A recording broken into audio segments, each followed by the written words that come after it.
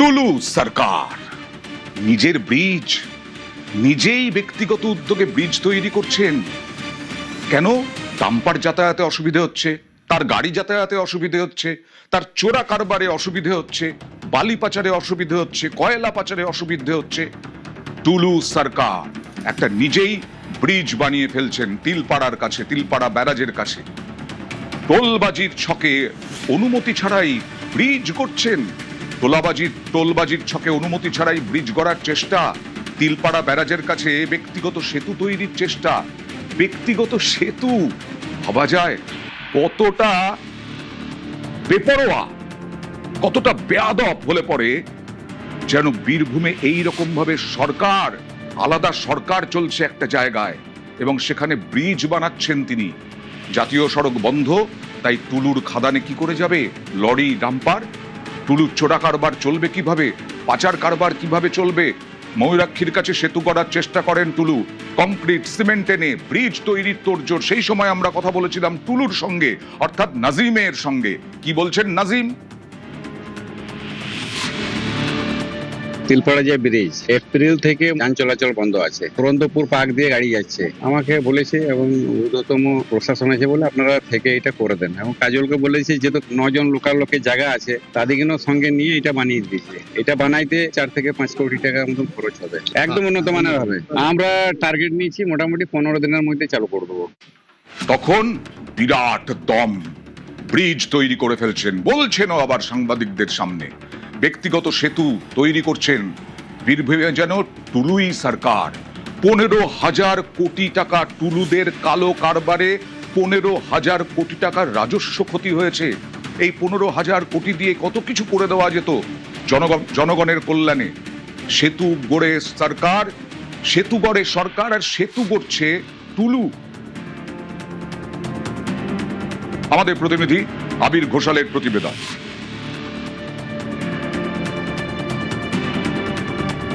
বীরভূমের বেতাজ বাদশাহ হিসাবে নিজেকে বারবার ধরে তুলে ধরার চেষ্টা করতেন টুলু মণ্ডল। আর সেই বেতাজ বাদশাহ হিসাবে তুলে ধরার প্রমাণস্বরূপ হিসাবে তিনি চেয়েছিলেন নিজে থেকেই একটা সেতু বানাতে, এবং সেই সেতু তিনি বানাতে চেয়েছিলেন কোথায়? বানাতে চেয়েছিলেন তিলপাড়া ব্যারেজ থেকে ঠিক কয়েকশো মিটার দূরত্বের মধ্যে। ওই যে দেখতে পাওয়া যাচ্ছে যে তিলপাড়া ব্যারেজ, তো এই ব্যারেজ সংস্কারের জন্য রাস্তা বন্ধ রাখা হয়েছিল।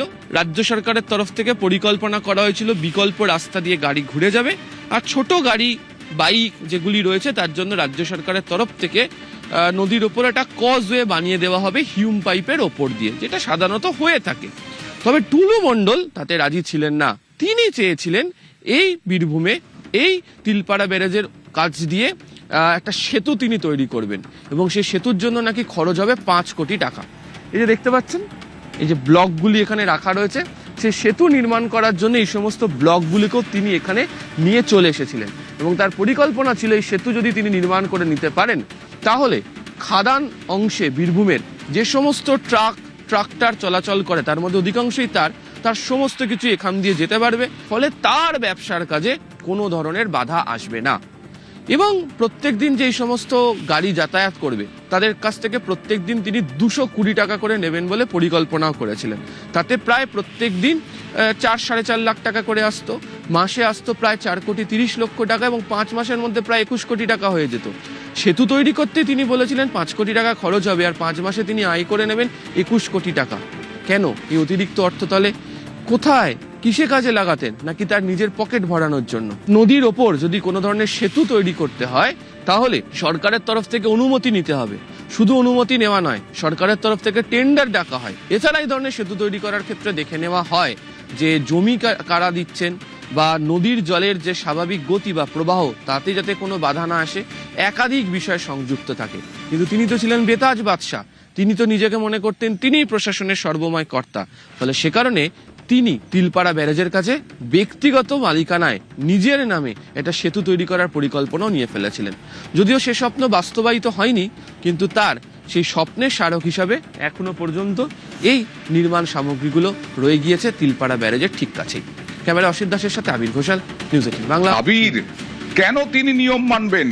নিয়ম তো তিনি তৈরি করছেন। তখন পালা বদলের আগে নিয়ম তিনি তৈরি করছেন, নিয়ম তিনি ভাঙছেন। এই টুলুর সরকার।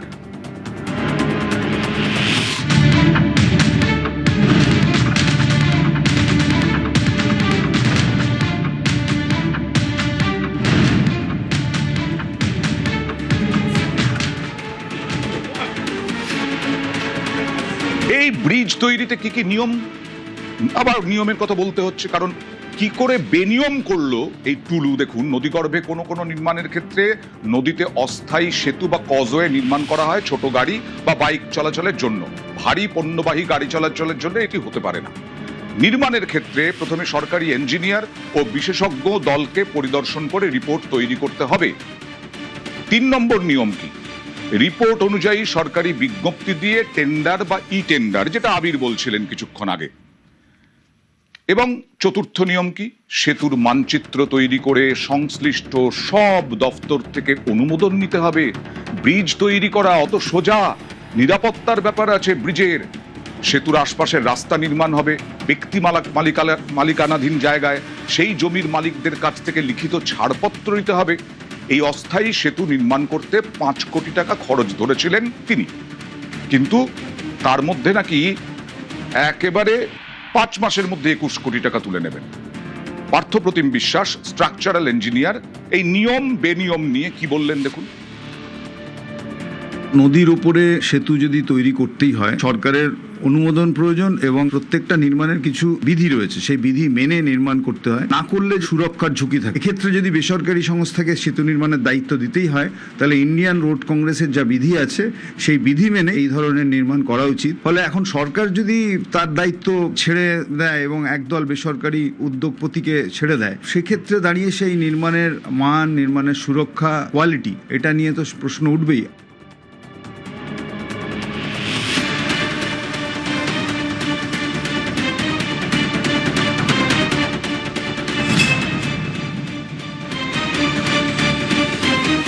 নাজিমের পায়ে পায়ে দুর্নীতি, দুর্নীতিশ্রী পথশ্রী প্রকল্প, সেখানেও এক চেটিয়া দুর্নীতি করে গেছেন এই নাজিম। বীরভূমে এই পথশ্রী প্রকল্পের কাজের বরাত, পথশ্রী প্রকল্পের একাধিক রাস্তা তৈরির বরাত, নিম্নমানের সামগ্রী দিয়ে রাস্তা তৈরির অভিযোগ গ্রামবাসীদের। সেই পথশ্রী প্রকল্প থেকেও টাকা তুলেছেন। মোহাম্মদ বাজার নলহাটি জাতীয় সড়কের ধারে পর পর টুলুর সাম্রাজ্য। বাপরে বাপ, কত সম্পত্তি, কত সাম্রাজ্য, কি বিরাট সাম্রাজ্য। ভোটের আগে 3 মাসের মধ্যে হয়েছে রাস্তাটা টুলু মন্ডল বানিয়েছে। খোদাইও করেনি, কিছুই না, সব পয়সাটা খেয়ে নিয়েছে। 4 গাড়ি মোড়ান দিয়ে নিয়েছে আর 2 গাড়ি ব্যালেন্স দিয়ে রাস্তাটা করে দিয়ে চলে গেছে। পাকা রাস্তা তো দেখতে পাওয়া যায় না, মাছ চাষ করাও হবে, এমনই অবস্থা রাস্তাটা কোনো মানুষ, ছেলেগুলো যে স্কুল আসবে, স্কুল আসারও কোনো উপায় নেই। কত রাস্তা টুলু বানানোর জন্য দায়িত্ব? আমি স্যার শুনেছিলাম যে 72টা টেন্ডার পেয়েছে, তার মধ্যে ছাই দিয়েছে না সিমেন্ট দিয়েছে বুঝতে পারিনি। এই রাস্তা চলার মতো নয়, মানে রাত্রেবেলায় যদি কেউ আসে ও উবুর হয়ে চিত হয়ে পড়ে যাবে। দাঁত বেরিয়ে গিয়েছে, তো সব পাথর বেরিয়ে গিয়েছে। 3 মাস হয়েছে, এখন রাস্তা ফিটিং হয়নি, সাইড দিকে তো এখনো মাটি লাগায়নি। রাস্তাটা জানেন? টুলু মন্ডল বানিয়েছে। শুধুমাত্র বালি পাথরের ব্যবসা নয়, টুলু মণ্ডল তার প্রভাব প্রতিপত্তিকে কাজে লাগিয়ে বীরভূমের প্রায় 72টি রাস্তার টেন্ডার পেয়েছিলেন, এমনটাই স্থানীয় সূত্রে দাবি। এবং যে রাস্তা তিনি তৈরি করেছিলেন সেই রাস্তার হাল এতটাই বেহাল যে গত 3 মাসের মধ্যে তা প্রায় কঙ্কালসার হয়ে গিয়েছে। এবং গ্রামের মানুষজন বলছেন, এই যেমন বোর্ডে লেখা, নির্মাণকারী সংস্থার নাম Mondal stone product private limited, যা আসলে টুলু মণ্ডলেরই সংস্থা। তার তৈরি করা এই রাস্তাতে অত্যন্ত খারাপ মানের সামগ্রী ব্যবহার করা হয়েছিল, তার জেরেই রাস্তার এই হাল হয়ে গিয়েছে। এবং গ্রামীণ এই রাস্তাগুলিতে ছোট গাড়ি, টোটো নিয়ে ঢোকার ক্ষেত্রে অসুবিধা তৈরি হচ্ছে, এমনকি রাত বাড়লে দুর্ঘটনাও ঘটার সম্ভাবনা কেউ এড়িয়ে যাচ্ছেন না। ফলে তিনি তার প্রভাব প্রতিপত্তিকে কাজে লাগিয়ে ব্যবসাতে যেভাবে তিনি তার শ্রীবৃদ্ধি ঘটিয়েছিলেন, তাতে তিনি রাস্তাগুলো বানাতে শুরু করেন এবং তার হাল এতটাই বেহাল হয়ে পড়েছে।